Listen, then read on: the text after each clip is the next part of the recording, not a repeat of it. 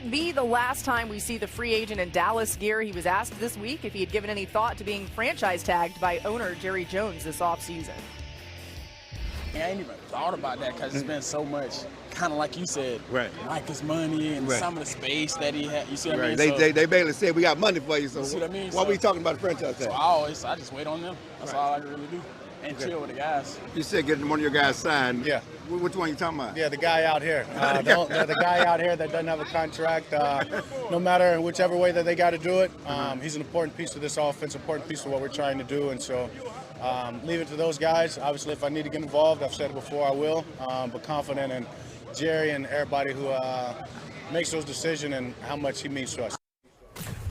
Shout out to DLLS Cowboys. They're doing the great work for us, getting on NFL Live. It was good stuff right there. You know, the first thing that I think of when I see that is we saw Joe Burrow at the Super Bowl last year stumping for T. Higgins and Jamar Chase, and they both got paid. Yeah. And now we're seeing Dak Prescott stumping for George Pickens. Saying we want him back. He's an important part of the offense. I love the statement of if I have to get involved, I will. And I've said it before, right? Restructure his contract. Adam, what are the Cowboys' plans for Pickens that you Listen, know? I think they have the franchise tag at their disposal. They can talk to him at some point in time. George Pickens indicated that they haven't had any meaningful or substantial talks at all.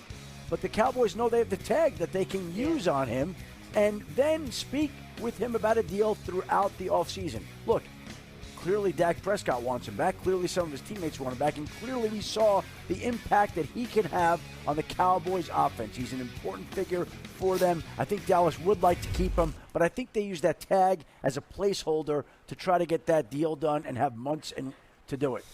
The Dallas Cowboys take their time to get a deal. I know, What? Never happened. It's shocking. I know. I have such mixed feelings about this, and I want to hear your thoughts, obviously. Tagging makes sense, no doubt, but in terms of a long-term contract, financially, they can make it work. Actually, Dak would be a part of that because they'd restructure him, restructure CD, move on from, like, Kenny Clark. You can make it work. But we just had this conversation. You brought about Joe Burrow last offseason about the Bengals, and then we watched what happened to the Bengals defense. There are so many needs on this Cowboys defense right now. Pickens was amazing last year, and if you bring him back, that's once again going to be a top 10 offense at minimum. But I don't know how they fix that defense, Marcus. It depends on how you want to play football. I wanted to ask Shefty a question because you bring up a great point, Mina. Where is Quentin Williams on his contract? He's got time left on his contract, and one of the more appealing elements of trading for him was trading for him on the deal that he had in place. Now, at some point they could revisit it, but I would not figure that to be a priority when you have other priorities that you have to address first. So MK, I believe, one, you have to determine strategically how you want to win football games. And seemingly right now, they're closer to being dominant offensively right throughout the game. So now you need competency. You need linebackers. You're going to have to hit in the draft. You don't have your secondary has been compromised as well. And I know that's asking a lot, but we've sat on the show a lot and talked about how these GMs have had a tremendous amount of success through the draft or bringing in free agents that play at a higher level. So that's really what it's going to have to be if you want to keep George Pickens, because George Pickens is going to want to be paid like a number one wide receiver. Well, y'all know what's interesting? George Pickens and Micah Parsons have the same agent. Yeah, David. Yeah. After what happened with Micah, does the Bengals scare you, Dak though? Prescott and George Pickens. Exactly. The Bengals would scare me if I had to sacrifice a Quentin or a Odigizua, like your cornerstone guy. No. It's more about the Bengals the other sacrificed needs. Trey Hendrickson in order to sign both receivers. Well, but they got Trey Hendrickson done. They kept him there for a year. Shefty. Problem is all the other issues on the team, but the same applies to Dallas, is what I'm saying. But they were Linebacker, they were edge, holes. safety, They nickel. were holes regardless of if you signed Trey Hendrickson or not. And that's why the draft and hitting on free agency with lower tier payment guys that can play at a high level. The Cowboys currently $66.8 million over projected salary cap. So if you can't stop people, MK, you got to score 40. That's what they said about the You don't, because I'm hating.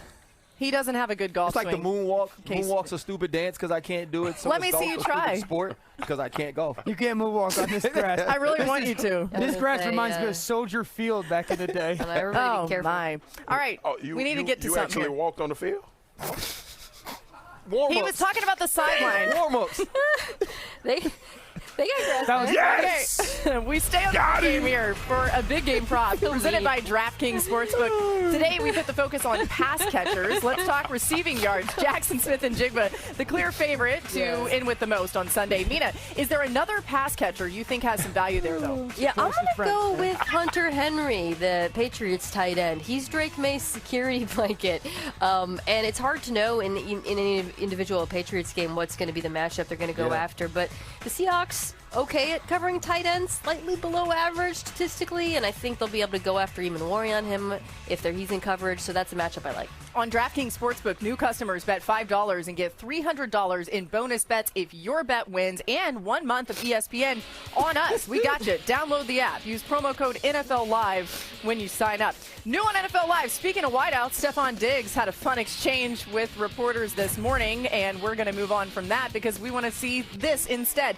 He did have a fun exchange. He was wearing a shirt that was talking about he needed hugs. Stephon Diggs has not been as big of a factor in the playoffs as he was during the regular season, despite getting a similar amount of targets per game. Diggs is only catching 65% of his targets in the postseason, down from 83% during the regular season, and his yards per reception nearly cut in half, from 12 down to 6.5. Dan, can New England afford to not get the absolute best out of Stephon Diggs on Sunday? No. If New England wins, I think it'll be because he's the most important performer of their offense outside of Drake May. I really believe that. If you watch teams that have had success, and there aren't many, throwing the football against the Seattle defense, it's teams that can consistently throw the ball in between the numbers over the middle of the field well. That's the strength of Stephon Diggs. And I understand that there's matchups and whatnot. Worry has been absolutely sensational. But I just think if New England's going to have some semblance of better offense, it's going to be because Steph wears out the middle of the field. I actually like him matchup-wise versus Worry. Worry's great. He's 6'4", 230 pounds. Steph has to win with quickness. This is something where he has to, the short space quickness has to be a big part of his game. Not only the man feel, but the zone feel, body language, getting away from Worry's big frame. I don't think New England could win the game unless Steph has a big one. It's my turn? I think so. It's your turn. For me though, it's about the entire skill group, right? Yeah. They basically built their skill group like Voltron. Like everybody has this superpower that they utilize, whether it's Kayshon Boutte and his ability to win one-on-one matchups in the outside, Stephon Diggs and his route running, Pop Douglas with the run after the catch, Mac Hollins, he gets in with the blocks, but we've also seen him make tough catches, and then Kyle Williams, we've seen the explosiveness that he can display, and so for me, it's each guy winning a matchup at an important point in this game, but it's been Drake May's ability to identify that matchup and deliver the ball where it needs to be that's most important. Real quick, so we talked about it 2 weeks ago. The Seattle secondary was crazy physical with LA, and then played behind the receivers on a consistent basis. Same type of blueprint or no? Because like Kyle Williams. No, I think the blueprint is different because for me, if you are going to attack them, I want to get you with deep crossers. I want to get you with multiple moves within the route because just standing on the outside and thinking you're going to beat them consistently with the deep shot isn't the way to attack Seattle, in my opinion. I agree. I think Diggs is going to be a focal point, especially if Seattle sends pressure on early downs. Diggs is the natural answer in that regard. But at some point, Drake's going to have to make a booty call. Because Kayshon Boutte, to me, as a deep threat, I quit work. It's funny that kept that one in your bag away. for 56 minutes. Late night. You said it so serious, too. Late maybe late in the game. I don't know. Who among us has not? Kayshon, you up? You up? When it's 2 a.m., the coverage is tight. There's no one else available. That's when you make the booty call. No, but I really believe this because we just saw. Okay, so all year long, tight window completions downfield. Kayshon Boutte is your guy. We saw in this postseason, he hit it versus Stingley. Yeah. Versus the Broncos, Surtain had the breakup down the sideline. Yeah. This Seattle secondary is super physical. We saw them have a number of pass breakups against the Rams. They have allowed the second lowest yards per attempt on tight window completions. I don't see how New England wins this game if he doesn't hit at least one or two explosive stuff. Yeah. I agree Marcus, with that totally. she said, who among us hasn't? I just want to call that out. I don't think you guys heard that because you were too distracted. Marcus I just was kept calling. late night or early. What's 3 a.m.? Does that 3 mean a.m. that's late first night? quarter? That's first quarter or fourth moment quarter of the game. for all of you guys who What are about watching Stephon this show. Diggs? Come on. Go ahead, swag. Come on, moment of the game. Listen, man, y'all stupid. Oh, man. we're stupid. I'm sorry, Mark. I'm sorry I derailed this entire segment. Stephon Diggs, I'm in agreement.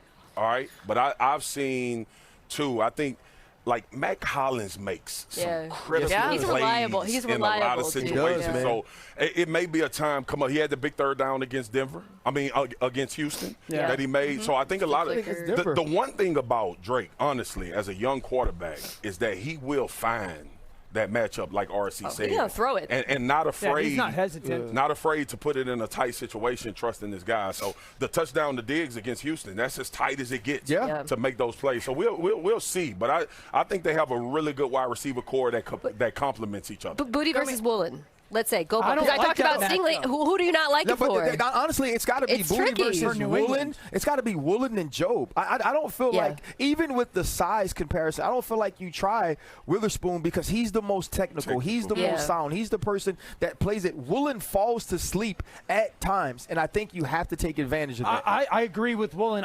If it's Woolen and Kayshon Boutte, I think that's advantage Because Seattle. the size difference. Wow. When you brought up the Kyle Williams point, I was like, oh, that's what triggered in my mind. Right. You got to stack him. If there's a deep shot guy for me, it'll be Kyle Williams. Yeah, we And saw you guys that against have said- Kamari Lassiter time in and time out, but he stood up and made the plays. You guys have said they're going to have to take some deep shots, key matchups in this game to watch out for. Time for one more thing before we go, and this was a whole lot of fun last night. Garrett Bowles, the big man, he was shining. B&B shining at the Pro Bowl. Broncos offensive tackle Garrett Bowles scoring a touchdown. Swag. We had to give him some love. Speaking of Booty, the big dogs got him. You know what I'm saying? We get in the end zone. Listen, here's the thing.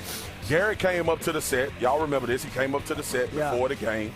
We had a great conversation. JK was up there. We were talking. He was like, hey, man, I'm going to score 4 touchdowns tonight. And I was like, Garrett, you sure? Like, you going to be snapping the ball or catching the ball? He's like, I'm going to be catching the ball because I want to showcase what the big dogs can do. Look, and he shined out. Natalie Bowles' wife is always the MVP in my heart. I got to say, I was a little upset doing the trophy presentation that Garrett Bowles wasn't the MVP of the game. I don't know what happened there. No offense to George Pickens. Y'all been around long enough to know how much they hate on us. RC had to walk off, so get back in here. Come on, RC. I just want us to be mature, You think man. it's not going to happen? Why are you being so immature? I'm sorry if his name is Booty. We not. The best is for a while people were trying to say Butte. And I think because Super Bowl, that's the Ferry Building behind us as we welcome you to the show. Marcus Spears, Mina Kimes, Ryan Clark, Dan Orlovsky. We're basking in the glow. Hello, everybody. Listen, we kind of have a sprinkling of a crowd here. oh my goodness, it's beautiful here. Gorgeous background. That's the Bay Bridge. Gorgeous Anyway, people we'll here. keep showing you. We'll keep showing you all of the beautiful shots of San Francisco, but a lot to get to as Sal Palantonio is going to join us right now. He's covering the Patriots and over there at the team hotel. Sal, what is the latest from the Patriots team today? Well, you can't see him, Laura, and we can't show him for security reasons, but 5 big, beautiful touring buses just rolled into the team hotel here in Santa Clara for the New England Patriots to take them momentarily to Palo Alto, to Stanford University for the Wednesday practice of game week, which is always the big one. Mike Vrabel said the next 48 hours are critical, and they will go through every situation, first down, second down, and, of course, red zone, and on third down is very important, a critical down in Super Bowls, especially with the Patriots and the Seahawks. Get this number. 3 of the last 4 Patriots-Seahawks matchups have ended on the 1-yard line. You got to be ready for everything with these two football teams when they go against each other, especially Drake May as a runner. He had 63 scrambles this season during the regular season, and during the postseason, he had 9 for 125 yards. I'm not good at math, but that's 13 yards a carry. Here's Josh McDaniels talking about it. He's going to have to, pick his spots. He hasn't forced it all year, and that's been an important part of him making plays with his legs. When he makes those decisions to go and make plays with his legs, it just adds a different element that the defense has to defend. So, there's probably going to be a few opportunities for that to happen on Sunday, and I hope he picks the right times to do it. Yeah, you got to account for Drake May as a runner. Denver did not do that. Their spy operation didn't work. Seattle's been very good at it all season long. So as Josh McDaniels said, Drake May is going to have to pick his spots as a runner in Super Bowl 60, Laura. I love it, Sal, and I'm glad you brought up Drake May's legs because we're going to spend some time on that here. Of course, checking in with Sal Palantonio all week long as he covers the Patriots. Drake May ran for 65 yards in the AFC Championship, his second game with at least 65 rush yards this postseason. After averaging 26.5 rush yards a game during the regular season, May is averaging 47 this postseason at nearly 6 yards a carry. The Super Bowl record for rush yards by a quarterback is 64 by Steve McNair in Super Bowl 34, so I wonder how Drake May will factor into history there.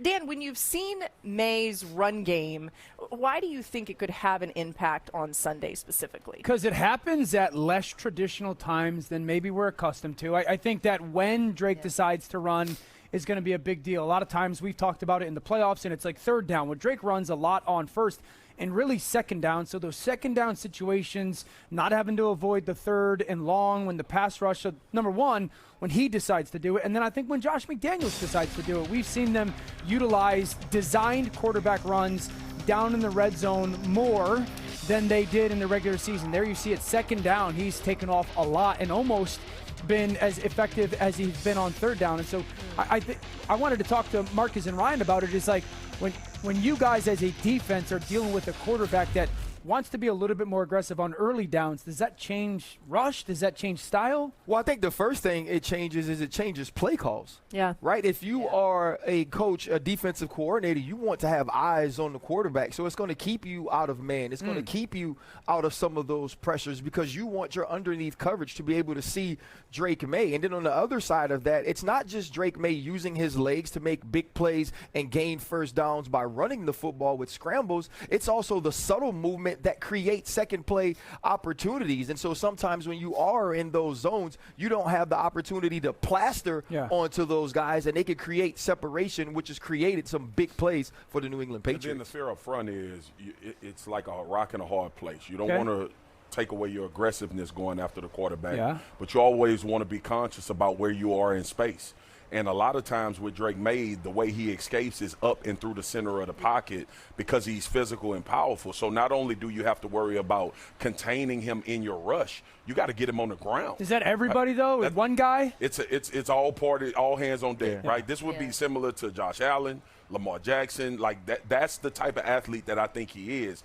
Now, when it comes to his ability to also hit the deep shot, you can't be in between what is he going to do in this situation. It has to be that ability to be 100 miles an hour on your rush and everybody retracing and almost like feeling where your guys are as opposed to where he is, because he's dangerous if he gets going. And then when he gets out later in the game, it slows you. And now he's sitting back there with an opportunity to push the ball down the field. Yeah, I mean, I'm glad you focused on his ability to step up and run between the tackles. Since he came into the NFL, running between the tackles, 68% first down rate, which is the best of any quarterback in football. What I think is so interesting about this matchup is, so in preparation for this game, I thought, let me see how Seattle's handled mobile quarterbacks this year. They haven't faced it. They have only faced seven design quarterback runs on the season. Wow. And none of them went for first downs. Went back and watched the game against Jaden Daniels because I thought, is probably the most indicative. They didn't spy him. They didn't play man coverage. They don't play a lot of man generally, and certainly didn't in that game. But I was shocked by how little regard the linebackers had for him as a runner in that game. I don't think they would spy Drake May. I don't think so either. Yeah, I don't think if it's you're not going to spy Jaden Daniels, you wouldn't spy Drake May, right? And I think it would just compromise their coverage structure. A part of it too is the athleticism of the backers. Like Emmanwori is one of those guys. He can trace. Ernest Jones can trace. And then, too, remember, the other thing that makes Seattle really dangerous on defense is their big guys can run. Yeah. From the interior. Leonard, Byron.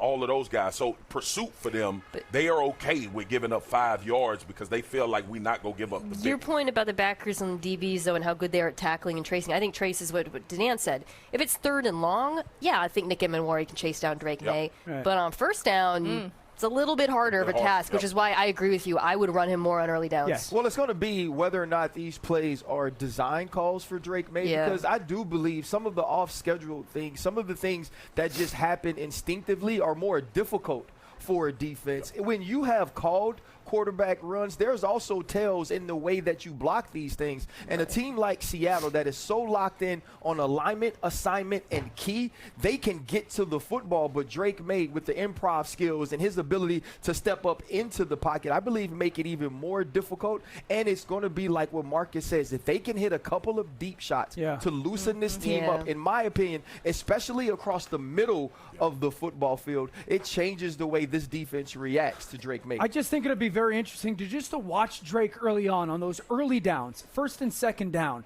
because you want to live in the world of, yes, if you see the seam go, but also not just bailing, you know, and taking away chunk throws down the field. And then does Josh design certain runs or maybe even things on the perimeter to allow the legs to be a little bit more of a threat early to even up the numbers game? It's got to think. You feel like in that first series of scripted plays, design quarterback run should be in there early. Maybe get him a little bit more put the fear in them. Yeah, exactly. All right, we are just getting right.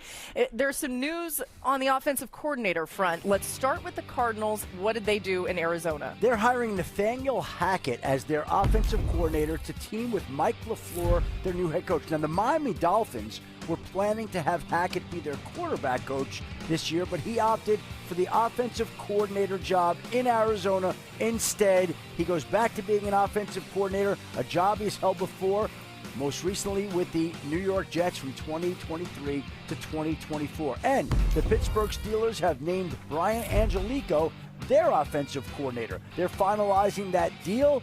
He obviously comes over for the Minnesota Vikings, as Jeremy Fowler reported, and he goes back with Mike McCarthy from Green Bay. He used to coach at Pitt, so he's on comfortable, familiar ground back in Pittsburgh for the new offensive coordinator of the Pittsburgh Steelers. And Frank Reich also returns to the Jets, where he once played with Aaron Glenn. This time he's the offensive coordinator for Aaron Glenn. He was most recently the interim head coach of Stanford, not far from here in San Francisco. He was the Panthers head coach, the Colts head coach, and now he has the enormous task of taking over the New York Jets offense, a team under fire, lots of offensive question marks. We don't know who his quarterback's going to be, but we know who the offensive coordinator for the Jets will be, Frank Reich. We're going to get to the quarterback in a second, but just as it relates to how challenging this may be for Frank Reich, the Jets have gone 8 straight seasons with a team QBR ranking 26 or worse in the NFL. The last time the team ranked even better than just 20th in QBR was back in 2015 when their primary QB was Ryan Fitzpatrick. The team finished last season with undrafted rookie Brady Cook at quarterback after free agent signing Justin Fields did not work out. And Dan, Adam just asked the obvious question, who's going to be the quarterback for Aaron Glenn's Jets, and now Frank Reich is the OC. How do you see this shaking out? Yeah, to be determined on that. When you look at Frank Reich, the style of quarterback that at least he's been best with, timing, mechanics, rhythm, great feet. And so that's the style of quarterback that I would imagine Frank Reich would want. Right now, I don't think that person's on the New York Jets. We'll see a Jacoby Brissett as an NFL free agent. If you look into the college ranks, Ty Simpson from Alabama certainly has those qualifications. I would say Garrett Nussmeier from LSU, who just came off of having a really good Senior Bowl. If you're the New York Jets, I wouldn't be surprised if you're adding somebody in the draft. I don't expect it to be a high draft pick unless they fall in love with somebody. But those would be 2 quarterbacks that at some point I think the Jets will have interest in. And keep in mind, they have all these extra first-round draft picks coming. You could take a swing at a quarterback here and still come back and get another quarterback in a later draft in 27. The draft in 27 is supposed to be the one that's loaded with quarterbacks. Of course, we thought the draft this year would be loaded with quarterbacks. Sure. Arch Manning, though, you never maybe know. But next year, there'll be a lot of quarterbacks. The Jets are armed with first-round draft picks. I think you're looking for somebody to see if you could develop them, build them, and if it works, great. And if it doesn't, you're right back to the drawing board. I do think a young quarterback makes sense, but what happened, we didn't talk about it a ton. The Jets blew up basically their whole coaching staff in the last week, right? Just tons of people losing their jobs. I think how all the parts come together under Frank Reich will have another determining factor on, is this the right place for a young quarterback to be selected and developed? It doesn't feel like there's a coaching staff under more pressure right now than the Jets coaching. Well, and it felt to me like this hire from Aaron Glenn was maybe the most important one. So he goes with Frank Reich, someone who has the head coaching experience. All right, let's switch gears a little bit here to some of the head coaching hires that have been made in this cycle, which could come to an end after the Super Bowl with Clint Kubiak heading to Vegas. In total, 10 teams changed head coaches this offseason, and only one of those spots went to a minority coach, Robert Saleh, who was of Lebanese descent, to the Titans. It's the 5th time since the Rooney Rule was implemented in 2023 that no black head coaches were hired during an offseason cycle. RC and Marcus, this week, Roger Goodell made it clear that this has to change. He said there needs to be more diversity in coaching, and the league would be reevaluating everything they're doing. But RC, how big of an issue is this? Well, I think it's a big issue, and we got to get off of the race or racism conversation and get into the nepotism and relationship conversation, because that's what this is about. The Rooney Rule started at the finish line when we got to get coaches a head start in the starting blocks. Look at the 2013 coaching staff in Washington. It had McVay, it had Shanahan, it had McDaniel, it also had LaFleur and Raheem Morris. And as 2 of them move on to be head coaches, they hire those 3 guys as coordinators. And then you look at a guy like Clint Kubiak, who moves in Minnesota after Gary Kubiak, his father, moves on. You look at Mike LaFleur, he coached with Robert Saleh in New York because he had a relationship with Kyle Shanahan. And you don't get this a lot for the 3 black coaches that you see on the defensive side of the ball. DeMeco Ryans hired by a team that drafted him. Aaron Glenn hired by a team that he played for. Todd Bowles got his job because of a 30-year relationship with Bruce Arians. The only coach who I think has understood this was Tony Dungy. You had Jim Caldwell, you had Mike Tomlin, you had Herm Edwards, and you had Lovie Smith. This isn't about racism in football, but the history of this country does play a part in it. You couldn't get generational wealth to own a team. And they didn't get black coaches in this league where they could select those players and understand the leadership qualities and the people that they see. I think when we have this conversation, we always talk about the root cause, right? I mean, we always talk about the surface level. We never get to the root. And RC, you made a great point. It's an incubation process. It's all. If you look at all of those coaches, all of them are relatively associated with each other as well, even the ones that got hired at different teams. So when these calls go out and owners and general managers are calling about resumes and what do you think about this guy, you're going to say the names that you know. And right, it's like we all going into this coaching cycle pretty much knew who all was going to get hired. So for me, it's about grassroots. It's about making sure that through this pipeline of the NFL, you have more African-American coaches coming up to be offensive coordinators, defensive coordinators. That's what they hire from when you look at the situation in totality. So I love that you said it's not about racism, but it is nepotism. It is a relationship-based business. And when you look at the coaching hire in this cycle, there is nothing pointing to that more than all of these guys either working with each other, for each other, or having relationships. And the other side of that is so many coaches are offensive coordinators, right? You think about the backup quarterbacks that become offensive coordinators. That's not a position normally held by black players. And then starting at a quality control and moving up, you have to have a level of relationship with somebody, which they don't at all times. And so this is going to be about identifying leadership qualities, not the ones that are familiar to you, not the ones that are common to you, and now incubating those qualities and developing coaches that can move into head coaching positions in the future. An incredibly important conversation, and so well said by both of you. Thanks for sharing your perspective for sure. Adam, what more can you add on this? Well, listen, I think it's very discouraging when there are this many openings and you can't find a way to find one black head coach. And if we're talking about relationships, you think about Raheem Morris, who was hired as the defensive coordinator of the 49ers. When he was the Rams defensive coordinator, they pushed so hard for him to get one of those jobs. He had the Sean McVay pixie dust on him. The Atlanta Falcons hired him. They pushed for him. And sometimes it is about the relationships, but right now there don't seem to be enough minorities in the pipeline to somehow fill these jobs, which is disappointing. You mentioned how many jobs were available. 10 head coaching openings this offseason. We're tied for the most in a single offseason all time. We'll keep an eye on how this continues to develop. We've got more coming your way here on NFL Live down in San Francisco. And listen, it's a 35-mile distance, but I typed it in. If you tried to go right now, it'd take you about 2 hours. Get 35. Well, we're going to factor that in. But that's where we find Jeff Darlington. He's in Santa Clara covering the Seahawks all week long. And, Jeff, you had a chance to talk to Sam Darnold earlier today. What did you learn? Well, we learned a lot about mind and body when it comes to Sam Darnold. By the way, a little update here. Sam Darnold did just board the bus to go to practice, where he is expected to make some throws, but the coaching staff still wondering how much he'll do because of the oblique injury that has limited him in practice each of the last 2 games and again last week as well. Now, Darnold did say he is feeling better each day, but it is still something that he and the team are managing. Now, let's also talk about his mind, though. When it comes to turnovers, that has been been a source of conversation this week. And I had a chance to ask Darnold how he has managed to limit some of those turnovers since week 11 when he had 4 in one game until now when he has a single one in the last 3 games.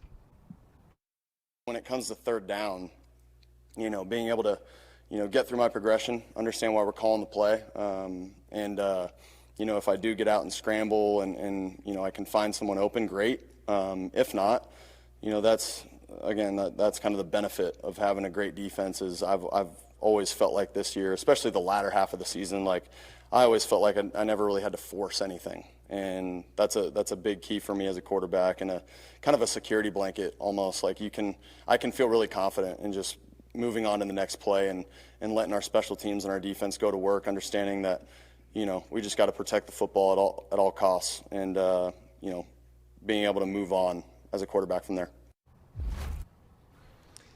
Darnold said he feels confident in his team, but I can tell you that his team and his coaches also feel confident in him. They talked about his resiliency. When he did have those mistakes earlier in the season, he would come to the sideline and not lament them whatsoever. He would be stoic in the face of that adversity, and Mike McDonald said he believes that that's the simplest answer here, is that he just continued to grind, continued to make the throws, continued to make smarter decisions, and ultimately now, as they head into the Super Bowl, they know they've got one more game when he has to do exactly that, guys.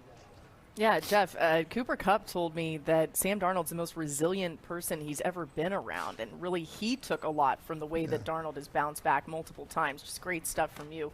All right, we continue on here as we see Sam Darnold arriving there. The Seahawks boarded the team buses a short while ago to head to practice. Interesting what Jeff was saying. Yeah. Ginger I can't stand it. Interesting what Jeff was saying about Darnold maybe making a few more throws today. They're still, of course, protecting that oblique. And in their first 14 games of the season, the Seahawks averaged 113 rush yards per game, ranking 22nd in the NFL. But the ground game has really gotten going as of late. Over their last 5 games, including the playoffs, they're averaging nearly 150 yards a game and a yard more per carry. And Kenneth Walker has run for 5 of the team's 9 touchdowns in those 5 games. He's gotten hot when it mattered most. RC, why has this Seattle run game been so effective? Well, I think the first thing, it is vision, explosiveness, and then it's also versatility. When you look at Kenneth Walker and his ascension, these have always been tools he possessed, but we're now starting to see them on display. This play is going to start left and front side, but watch his vision on the cutback, and then the second level blocks by the offensive line. You have a seal, and from the double, you get to the backer, and look at this explosion from Kenneth Walker III. These are plays that not all running backs can make. This was blocked up for 10, and it turned into 50. And now, this isn't a run, but I did want to show you how he's involved in the pass game. Look at Clint Kubiak identify man-to-man with the motion from number 1 to the backfield, the tight split by Cooper Kupp, and the subtle brush or rub route that gets him into this wheel route. And if this is a good throw by Sam Darnold, he walks into the end zone. And so I love the way that they've involved him in the perimeter pass game. And Marcus and I were talking about this yesterday. The offensive line was like, we just ain't gonna block nobody. We're gonna let everybody get there. We're actually gonna let Byron Young have contain, and we're just gonna outrun him. I think that Kenneth Walker has really started to find himself in the run game where he believes his eyes and he has the athleticism and explosiveness to get where he needs to go. He's such a unique running back. Yeah. Next Gen Stats put out this great stat, the most time behind the line of scrimmage, and Kenneth Walker most of the season of any running back. Worst, right? Second most, longest, of yes. the Next Gen Stats era. Behind Jerome Ford. And some of that is, I think, the style. It's the outside zone, so you're taking longer tracks. But a lot of it is what RC alluded to, the patience and vision to allow the blocks to set up for him. I think the Seattle run game and the emergence of it over the second half of the season is so important in this game. Yep. Yesterday, we talked about whether or not New England should play base defense and how Seattle's been shredding it through the air. Through the first half of the season, when Seattle ran the ball on nickel and dime, they were 31st in success rate. Terrible. Second half of the season, 4th best in the league. So that allows you to punish defenses based on which personnel groupings they trot out, whether they overplay the pass, and it's made them more balanced as a result, in a way, to go back to Sam Darnold, the turnovers, that protects him. All right, so from my offensive perspective, when I see that Walker has been the most behind the line of scrimmage time-wise. So these slow developing runs, these gap scheme runs where we're pulling guy from one side, back starts, winds back the other way, or making guys miss. Like, from a defense, if we know it, Mike Vrabel and staff know it. So from just the defensive perspective, how do you guys defend that differently? Because I would be very cautious I think of Buffalo's run game, and it's like, now, I'm going to get 3. We're good. So from a deep offensive perspective, I think there's a little bit of like a dice roll. I know that this play can get blown up, but I also know that we can go for 8 to 12. Yeah, one, they stretch in technique. That's what we use as a defensive line in the front. You stretch in technique, so you're forcing guys to be disciplined longer in the run. They almost run plays, RC. You're going to laugh at this because it was hell when you played against it. They almost run their plays schematically like Le'Veon Bell runs to football. Right? Like he forces you to scheme-wise to style. Right? And I remember you in your mind, it's like we're going to get TFLs all day. Yeah. And then you realize one gap missing. Yeah. That's the gap he finds, and they distort it, and now you go. You look at the clips that RC just shown. You got 4 guys in the backfield. But because there's no sense of contain, because of Kenneth Walker's patience, he's not trying to ram in. He's going outside and popping outside. There's a lot of things to be gained by sometimes a long developing play. But to your point, Dio, people get nervous about it sometimes because it will result in some TFLs. But as a defense, it forces you to stay disciplined for a long time during the down as opposed to being able to be aggressively playing on the next level. It's so crazy because I know you guys can't read this. It says schematically and intuitively. I thought that said Dell Worthy Truly. No, it says schematically and intuitively because when I was listening to Mina, I immediately thought about Le'Veon Bell. Yeah. But schematically, the slow developing plays of the Seattle Seahawks are implemented. Le'Veon just ran away. Yeah. But the difference is this, though. Kenneth Walker's a 4.38 guy. Le'Veon Bell was 4.6. When Le'Veon Bell created that space or created his opportunities to get up the field, he couldn't hit the home run. Kenneth Walker can. And I think that's the difference. It's not that these plays are stretched wide. It's that he takes his time in his depth in his alignment, and then when he gets the football, he doesn't try to hit the hole right now. He wants to be able to hit it in a way where he can create chunk plays. And I think sometimes you create tackles for loss and you get some plays that are negative, but then you see the dividends paid on the other end. It also feels like with Seattle, the longer the run play takes, the better blocking advantage they get because their skill players are really good at blocking. Correct, on the perimeter. Yeah. So Bill Callahan was the offensive line coach a few years. I was in Dallas. And we think of the offensive line as these roll grading. No, there's a body positioning situation where backs are taught to read. And a lot of times as a defensive player, you can't be right. You're just counting on somebody coming from the backside and making the play just from body positioning. So it's a difficult scheme to stop. See, that's why for Seattle and Kubiak, I think it'll just be interesting to watch. One, how much they trust Bradford blocking Milton one-on-one and those whether Bradford's a puller. It's the key matchup of the game to or me. The pinner. That's where this can be won or lost. Milton Williams can kill those long developing plays. And then we've talked about it on the show, it hasn't necessarily been who New England is, but with all these Seattle cut splits and these receivers closer to the tackles and tight ends, do they pressure with those corner plays? Rams got him a few times with the DBs on the I will say this, though. This is going to be a big game for Woodson and Hawkins. Yeah, I agree. Right? The eighth man coming into the box. They've made some really nice plays in the run game, being the unblocked hitter. That's going to be important. And, buddy, you missed this one. Yeah, but you got to shoot, right? Good luck. You got to go. We'll take it to the house. Patriots defense ranks 6th in rush yards allowed this season. So we know they can do it, but this scheme is different as they